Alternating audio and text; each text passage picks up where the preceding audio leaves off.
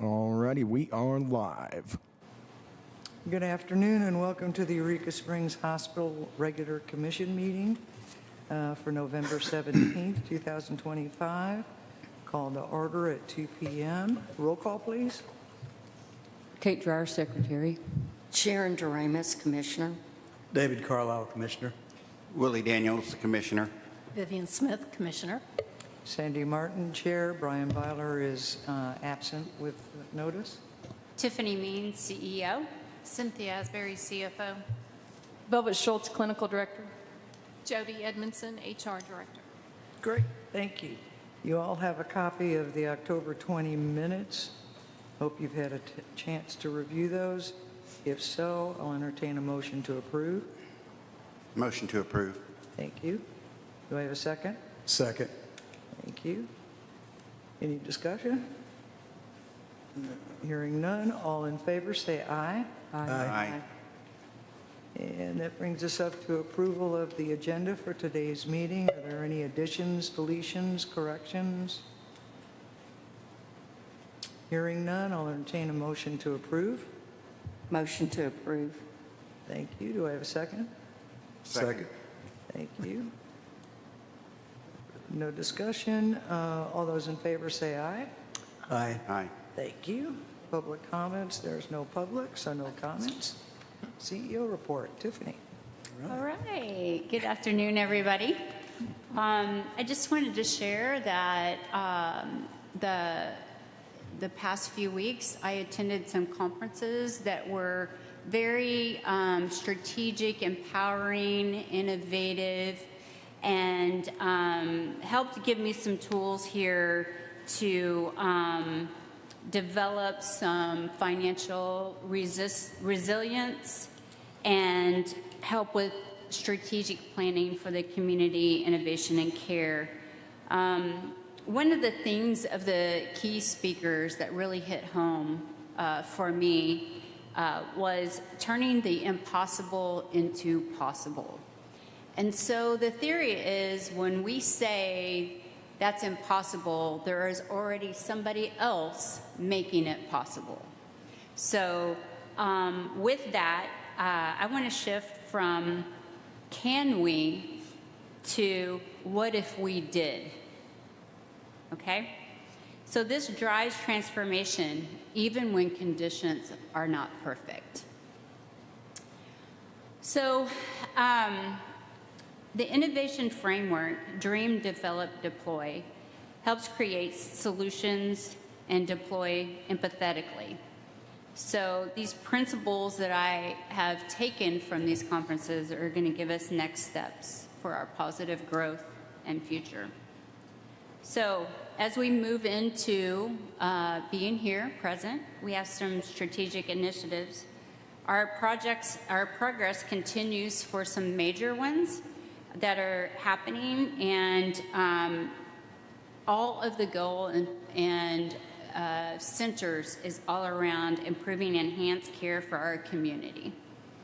So with that, these projects will align with along with the grant application that we made and the position ESH has as a community healthcare hub. So to kind of start out with that, this week is a very special week for rural healthcare. There's National Rural Healthcare Day, which is on November 20th. We sent out invitations to several of our politicians, our community members, the commission, the city council, to come to our house. Come visit us. We would love to share a little bit about our growth that we're working on, talk about our community healthcare hub, and the mayor will be there as well to set a proclamation for us on this day. So we are looking forward to that. With that, we are coming out with our new branding. After November 20th, we will be shutting down our current social media site. We will be revitalizing a brand new site with a brand new logo. So we are excited about sharing the future with all of these bright things, these exciting times, and forward movement.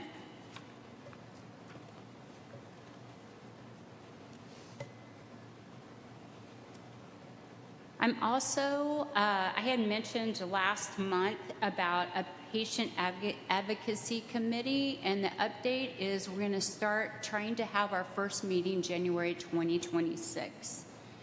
I want to emphasize the purpose is to strengthen transparency and collaboration between the hospital and the community, focusing on patient experience, health literacy, equitable access. This will help us align right with our CMS person and family engagement standards and REH requirements. The committee will consist of 8 members, including community representatives and former patients. 2 community members have already committed to join this exciting initiative. So our first meeting, again, will be scheduled for around January 2026, marking the start of a quarterly session to guide patient-centered improvements and community health education. We have some regulatory news. Our radiology and pharmacy surveys with the Arkansas Department of Health were recently conducted in the past 4 weeks, and they both passed their surveys. A special thank you goes to our department leaders, Kelly Bombino, who's our pharmacist, and Loretta Walker, who's our radiology manager, for their exceptional work in ensuring that ESH is compliant and professional in their practices at ESH. So there was 2 comments, one from each surveyor. The pharmacy surveyor shared they're satisfied with all of our corrective actions from 2024 and was highly impressed by the improvement they have seen over this past year. The radiology shared very good, and it all looked great. Okay? Our next topic is workforce and culture. So leadership is in the process of implementing a robust recruiting strategy plan.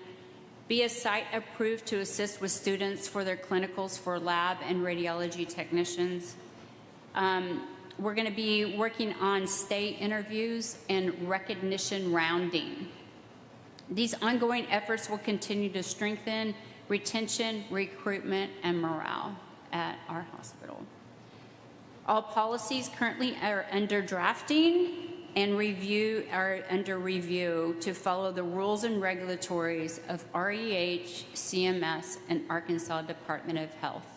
One thing that I found is going through some policies, we had some policies that had been aged out a while, and some had not even, we haven't been doing those processes. So we're just getting that all aligned, all electronic, getting them all right there for anybody to see. A surveyor that comes in, sees our staff, they will go through, they have access to those policies and processes. The facility infrastructure updates include HVAC replacement is completed. The flooring installation in the 1927 building is scheduled for mid-November sometime. The parking lot repair planning, still strategizing financially. How can we find ways to come up with the money and the funds? And so I would like to continue to partner with the city on this project. And also we did some helipad tree removal. According to the FAA and the pilots were flying in, it was very dangerous. And so that project is complete as well. We had some power outages, transformer exploding, call light circuit boards blew. We think they're still trying to figure that out, but they're still not working. And so it's been, facility-wise, we've had a lot of things going on. So we're ready for it to settle down a little bit. With that said, I want to continue talking about our 1927 building. So it's concerning. It's very concerning structurally. I've done some walk-arounds, and I am going to be requesting a structural risk assessment at this time. We have some walls that are widening. We have some foundation that is very weak, and we need to get an idea of what we are looking at structurally and if there is actually some true concerns and dangers there. Okay? So with that, I want us to forward think. I want us to think about our building, our plans in a 1-year, 3-year, and 5-year plan. We need to not ignore the fact that we're going to be having to address some future issues, and we need to be a little bit prepared for that. Okay? Lastly, I want to talk about our financials going into with our CFO. And as we continue to focus on the 16-week that we have put in place, which is labor, supply cost stewardship, revenue drivers, positive outlooks. We had a very good October month, very positive. We are proud about that because these are patients that are here at home. And this is something that we all have been working towards, is to say, trust us, come visit us. We'll take care of you. We want to make sure you have the best care. And so with that, I'll share, or Cynthia will share our financials there. But what I want to share in that manner is overall, we improved our charge capture processes by driving consistent revenue growth month over month. And while margins remain slightly negative year to date, the trend shows stabilization based on October. October's net income, and with contract labor savings and outpatient growth, gives positive movement by year end. So forward strategy for the commission is continue to share continued tight structural controls, leverage emergency department charge capture as we continue to revenue the engine there, monitor labor cost savings, and that actually we'll see more. We've talked about this. We will see more of the impact of all of the changes in August, September, and October, and more of in a December. So we will be able to report those out January, but we're seeing some changes there in our labor costs. So lastly, as we step into the holiday season, our hearts turn toward gratitude, compassion, and service. We'll be launching our ESH Christmas Community Service initiatives to uplift families, seniors, and our community, and more to come with that. And that's all I have. Excellent. Question. Remind me, please, what time the open house starts? 9 o'clock. And it running 9 to 11? Or? Yes. Okay. Yes, ma'am. Now, the structural engineer report that you're seeking, is that something that the city can assist us with as far as? It's possible. I'll talk to Butch. It's very possible that we can. Thank you. Great report. Anything else? With the 1927 building, is with those of you who are in that building, is there space to move you somewhere else? Cynthia and I had a brief discussion. It isn't formally vetted out, but we are looking at areas of the 1967 building, especially in the dietary area, to possibly move down in there if we need to. But we just need to be aware that the current condition of the structural is quite concerning. And I'm not an architect, and but when I see cracks, and sometime they've measured those cracks according to Jody, and now from those cracks, they've widened it even more. And in the basement, I'm seeing a lot of structural things that have crumbled, not there. Just, it's concerning. Yeah. Well, the first step would be to have Paul, the building inspector, come Okay. and have him take a look through and then have him engage in another inspector. So I will call Paul and get that scheduled. All right. Good. Anything else? Got it. Terrific. I know from talking to Tiffany when she was at the conferences, how charged she was with the information and the connections and the networking, and how, if I could say it this way, on point we are with the direction.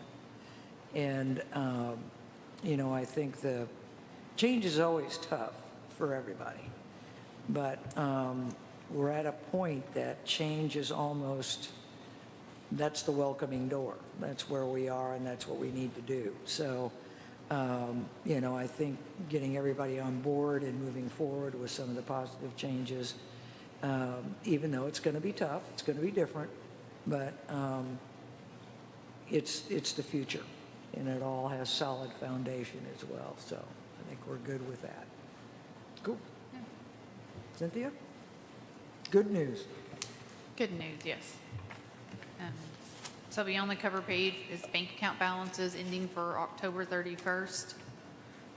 It was up about $60,000, about 61 actually. So again, we had a great October overall. So next page is going to be our department revenue by cost center, reflecting for the month of October. I mean, as we've been talking, our charge capture being up, it's a huge driving factor to ensure that, we have a viable hospital in the moving forward, and we don't have any revenue leakage. We billed over $1 million in charges out for our gross for the month of October. And then the next page is going to be our income statement for the month of October. Again, you can reflect there, we have our outpatient revenue billed. And then we have our contractual adjustments down through to our net revenue. Expenses remain about stable, about where we typically kind of estimate them, 500 to 600, more of the 550 to 600,000 a month. And we did have an income. We had a profit for the month of a little over 318,000 for the month of October. That's great. So, And billing out $1,062,000, that's fabulous. yes, so everything's moving forward. I do think we're moving in the right direction with everything. Next page is going to be our balance sheet summary for the month of October. Kind of same, kind of seeing a little bit again of the increase of charge capture there. You can kind of, our assets increase. So within that, everything overall moving again, right direction, charge capture, working to ensure we're not missing anything, especially as we try to move forward, adding additional service lines. We want to make sure we've got our home base taken care of, and we're not missing any, revenue on that side. So, but other than that, everything else, I think we're moving towards everything. Our payer mix kind of remained unchanged. Medicare, Medicaid remain about 25% of our payers, about 40% commercial, and about 10% self-pay. Definitely something kind of watching as we roll into the new year. People rolling into new insurance plans.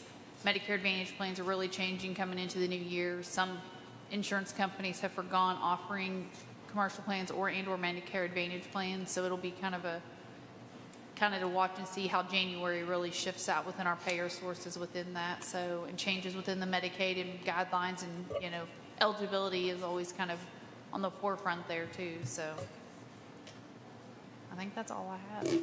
Why I noticed the purchase services is way down. 50,000 this month compared to 370.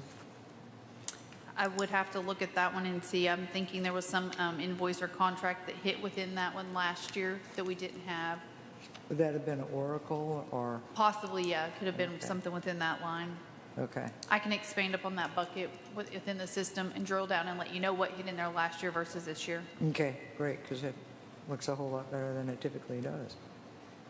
And also, none of the HVAC has hit this month. right? Correct, we have not. They just finished the install at the end of last week, so we will have that expense for the month of November to kind of anticipate, so.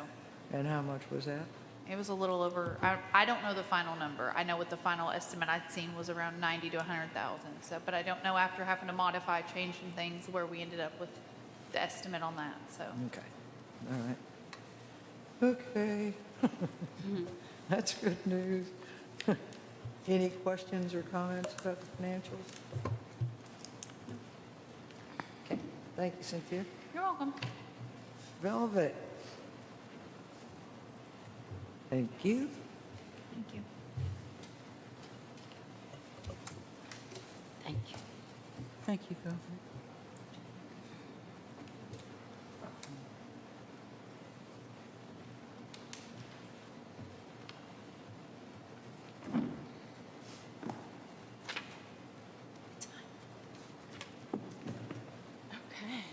What I handed you, one of the last meetings that I attended, we talked about volume numbers.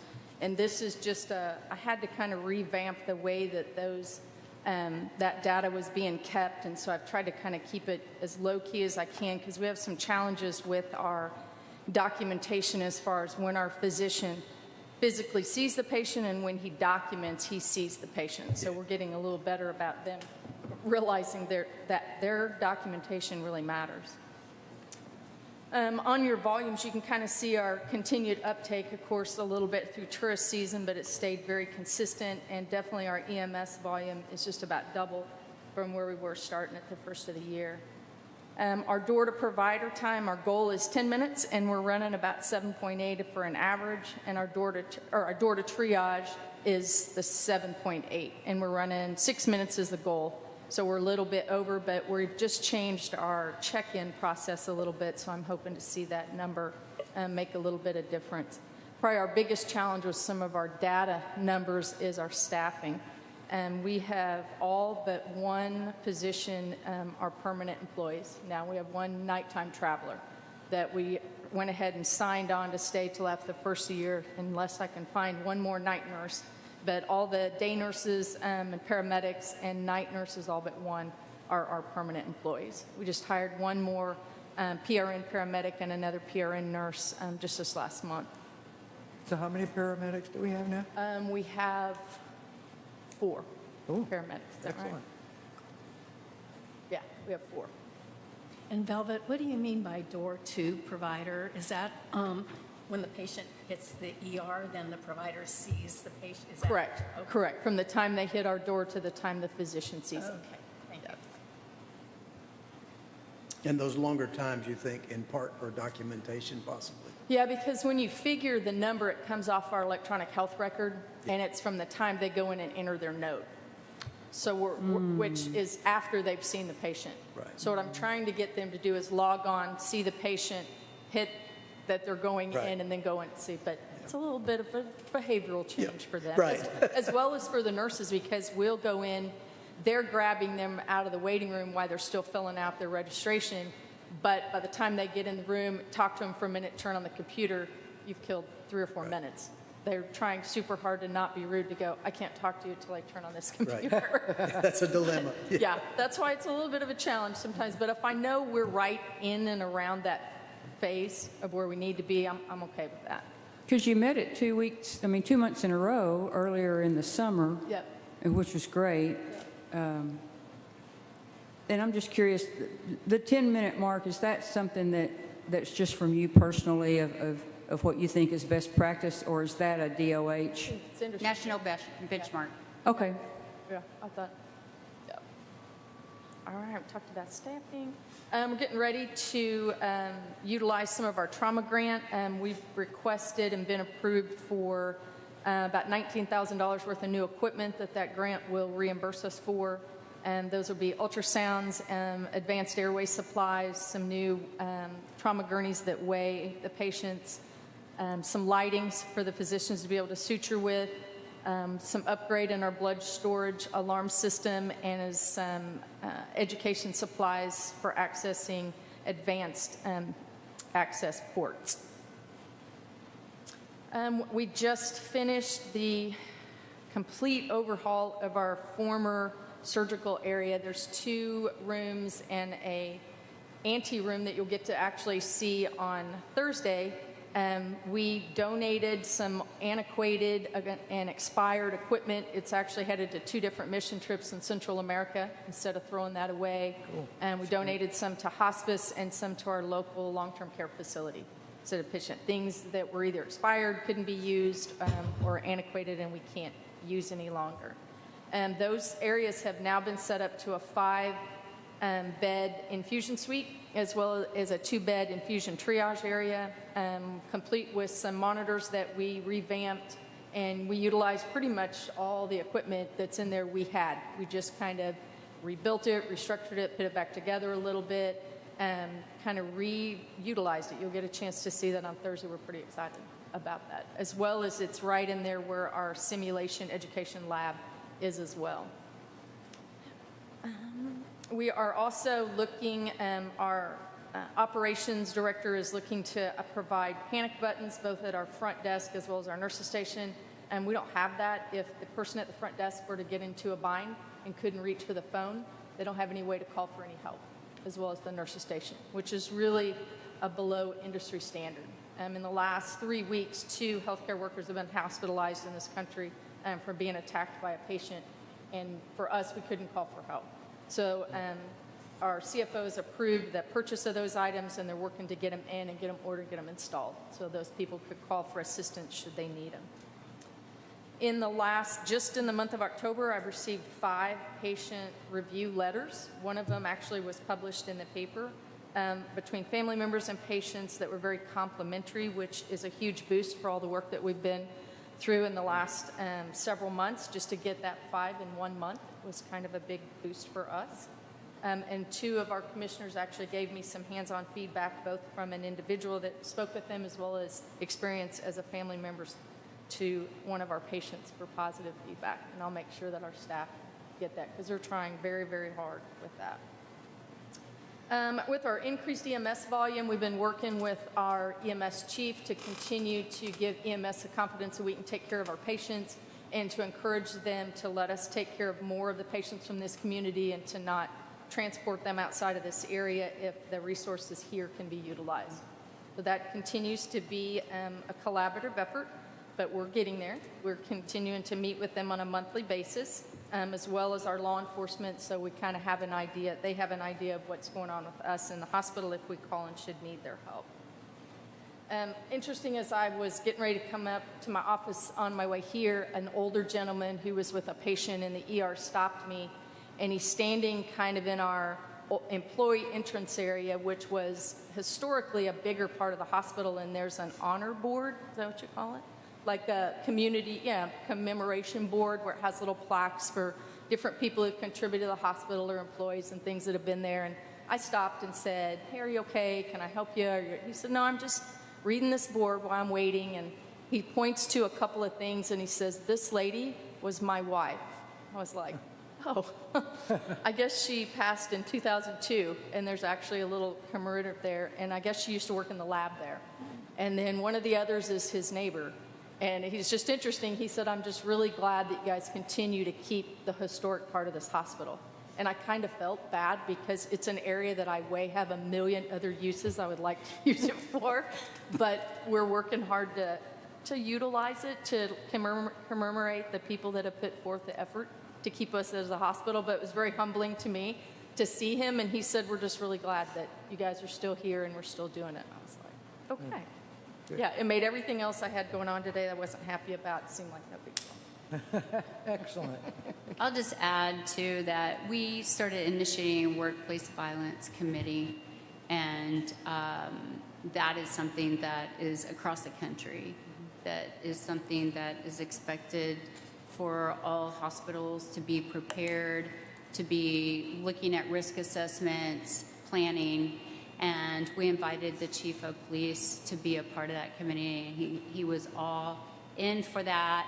He came to the meeting, our meeting last week, and so we're working on collaborations such as let's do some drills and then see how long it would take for the police to be able to come to the alarm, and then what happens after that. So again, the chief super excited about this partnering in order for a hospital. Also, he said when we talked about rounding more in the area, he was very receptive of adding some patrol through there just to ensure safety for all around the campus. So I have to give accolades to Chief on that. Yeah. Yeah, that's great. We had issues with doors and we had issues with security cameras. That's all been solved, pretty much? No, not all is solved. The back door still remains a working project, but there was just some hiccups through that. But we still have the agenda to get that completed. Okay. We also, in the month of October, hosted as a part of the trick-or-treating that went on in our area. And when we first set that up, the staff, we had a really good time setting up all the decorations. We had a dummy that was kind of wrapped like they'd been in a traumatic accident. And Jody said, you know, there's going to be a lot of kids. And I was like, okay. Holy moly. There were like, what, 500 or 600 people that came through this whole thing and that came through us. We had to go and get more candy. Like, there was so much. And we gave away to parents who had small children under a year of age, we gave away some thermometers that we had that we could no longer use, and had a chance to visit with them to make sure they knew that we could take care of little kids and that were fully vetted to take care of pediatric patients. And it was a super good opportunity. All the clinicians were able to spend some time out there just to talk to the people that came through, that had questions and that just enjoyed that we were a part of it. But I thought Jody was kidding when she said that, but no, it was a lot of people that came. Halloween is a national holiday. It's a big deal here. I didn't realize that. It's a big deal. Bigger than Christmas and everything. Especially in Eureka Springs. Tiff, I just wanted to just make note to the thing that you said about our building aging, that the cracking area is not a patient care area.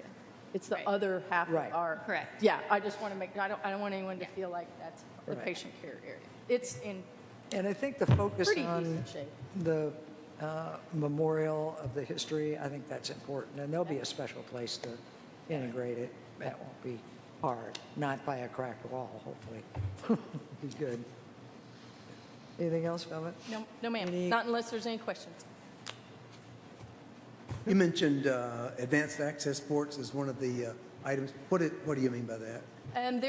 As we get into, head down the infusion suite road, those patients will have porta-cap access, a lot of them, especially if they're long-term care patients, whether that be hematology, oncology, rheumatology.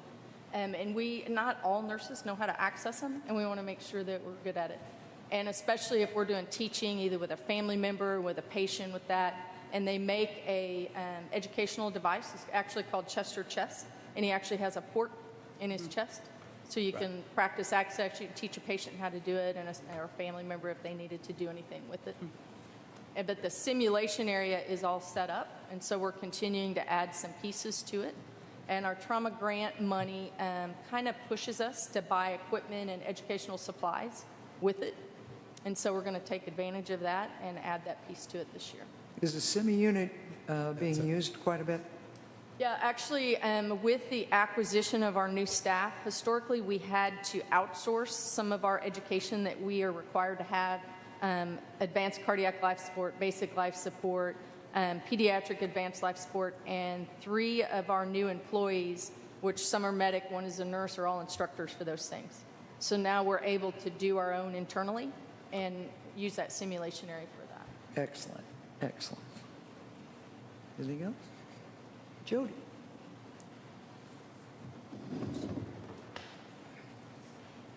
So as you all know, we have been focusing on staff and staffing with our own staff. So on turnover, our average turnover goal is 5%. So year to date, we are at 6%. For the past 3 months, we're at 7%. But as we replace contractors, they fall into that number, so it's a little skewed. But we have hired numerous people. The onboarding in October, we have 3 RNs, 3 registration clerks, 1 medic, and 1 respiratory therapist. And then in November, so far, we have 2 RNs and 1 lab tech that we've brought in. And we're down to the 1 night shift contractor, so we're getting close. That's great. That turnover goal actually seems low. Some of the stuff that I've been reading about what's going on, the turnover is closer to 25-30% on an annual basis. So you think that's realistic to maintain I it? think it's realistic for our facility. Okay. Okay, that's great. I mean, to be at 6% year to date with everything we've been through, I think we can hit that mark. That's great. That's impressive. And with our small number, 6% can be 1 person, right? Yeah. True. Yeah. Yeah, Yeah. Just had to clarify that. doesn't take much. Important. to change that, no. Anything else, Jody? Okay, great. Super, good reports, good thorough reports. Any issues on the commissioner's mind? Commissioner comments now? Well, I guess an issue, that surge protection, the copper that was stolen, how do we, is that a big fix, or is it not so big fix, and is there somebody locally who can do that for us? And I mean, is it just a lightning rod that goes up? I'm pretty ignorant to what was taken and what we can put back up there to catch that lightning next time. So from what I understand, there was copper spikes or something like that on the roof. There were copper spikes that were kind of throughout, and they were all taken off. So I think what we'll need to do is talk to our operations director, and see if we can get an electrician out to give us advice moving forward. Okay. So is it time for comments? Yes. Well, from Halloween 24 to Halloween 25, the change is remarkable. Last time we met a few days ago, Tiffany asked for 2 words from us. And when I got out into the parking lot, I thought, oh, I wish remarkable had been one of my words. But the other word I'm going to put in is momentum. My gosh, the momentum that you guys have created from Halloween 24 to Halloween 25, it's remarkable. So I'm repeating myself, so I don't have anything else, but thank you so much. Sharon? Your turn. Yeah, night and day. I mean, that would be my choice of words, night and day on what's taking place. It's so nice to come and hear all this positivity, and we're not struggling, and, and you're not afraid to go downtown because someone might recognize you on the commission, or, that's why I take my big dog downtown. No, I'm just kidding. But no, it's so uplifting to sit here and just feel like we're going in the right direction. Kudos to all y'all that put all that energy in, because I know it's a time-consuming effort, but it's a group effort, and it's obviously working. So I try to promote the hospital when anybody tries to talk it down. I try to tell them, have you been lately? Have you seen the changes lately? It's remarkable. So anyway, thank you. I'm pleased with with progress in operations and the financial end and just management of materials, and then sober analysis of the challenges that face us down the line. You know, it's still a big project. Yeah, I just appreciate the transparency, and I think the outreach to the community is pretty evident, and I think if we continue in that direction, I think the sky's the limit. So awesome job, everyone. For sure. Yeah, Tiffany, you mentioned providing the best of care. You do. I know. So I'm grateful. And more to come in the future on that.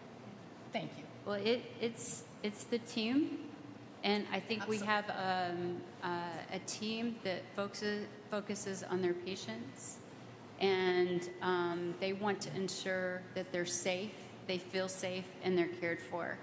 And when we round on our team and on the patients, we are always looking for those things, and we see it. We see it every day when we walk in the building.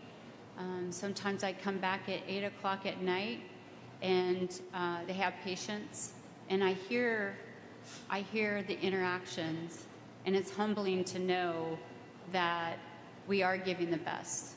We are giving the best care that the patients deserve, and it's to the team, because they are the ones that are doing it. So Everybody from the top down at the hospital is remarkable. I agree. I just have to say that it's just an honor, and it's energizing to work with this team and to work with the commission and to work with every single person has pure intent and focus on providing health care, doing the right thing, re-engaging the community and the trust. No agendas, no politics, and that's so refreshing, and that's so appreciated, and it makes a difference, and it's making a difference with the community and the patient feedback. That's the biggest Thanksgiving gift I think we all could get, with people that are saying, you're providing the good health care, you're good people, and you're doing the right thing. So with that, happy Thanksgiving to everybody. I appreciate you, and appreciate the staff and the team and everything that you're doing. And I normally don't tear up, but I almost did. Thank you. I'll take a motion to adjourn.